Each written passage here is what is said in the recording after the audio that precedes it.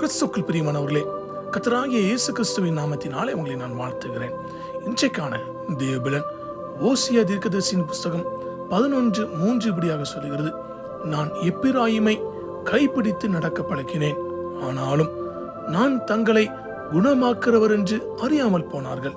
ஆமென். அன்புக்குரியவர்களே, ஒரு தகப்பன் தன் குழந்தையை கைப்பிடித்து நடக்க கற்றுக் கொடுப்பது போல தேவன் இஸ்ரவேலராகிய தம் ஜனத்தை வழிநடத்தினார். அதாவது எகிப்தில் இருந்து விடுவித்தார், வனாந்தரத்தில் பாதுகாத்தார், தூதர்கள் உண்ணும் உணவால் போஷித்தார், மேகஸ்தம்பமாக அக்னி ஸ்தம்பமாக வழி நடத்தினார். ஆனாலும் கர்த்தர் தங்களை குணமாக்குறவர் என்று அறியாமல் போனார்கள். தேவனின் கிருபையை மறந்தார்கள், விக்கிரகங்களை தேடினார்கள், தங்களுடைய ஆசீர்வாதத்தின் பிறப்பிடத்தை உணரவில்லை, அறியாமல் போனார்கள். ஆமென். பிரியமானவர்களே, இன்று நாமும் கூட நம்மை நடக்க கற்றுத்தந்த தேவனை மறந்து விடுகிறோம்.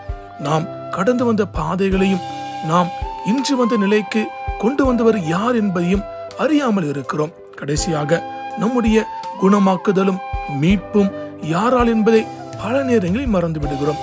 வேதம் சொல்லியது: நான் எப்பிராயிமை கைப்பிடித்து நடக்க பழக்கினேன், ஆனாலும் நான் தங்களை குணமாக்குவர் என்று அறியாமல் போனார்கள். மனுஷரை கட்டி இழுக்கிற அன்பின் கயிறுகளால் நான் அவர்களை இழுத்தேன். அவர்கள் கழுத்துகளின் மேல் இருந்த நுகத்தடியை எடுத்து போடுகிறவரை போல் இருந்து அவர்கள் பட்சம் சாய்ந்து அவர்களுக்கு ஆகாரம் கொடுத்தேன். என் சகோதரரே, எப்பிராயிமை போல நம்மையும் கைப்பிடித்து நடக்க பழக்கினவர் கர்த்தராகிய தெய்வம் அவரே.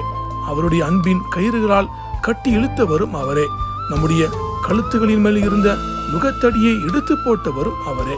நம் பட்சமாய் சாய்ந்து ஆகாரம் கொடுத்தவரும் அவரே என்பதை நினைவில் கொள்ளும்படி நான் விரும்புகிறேன்.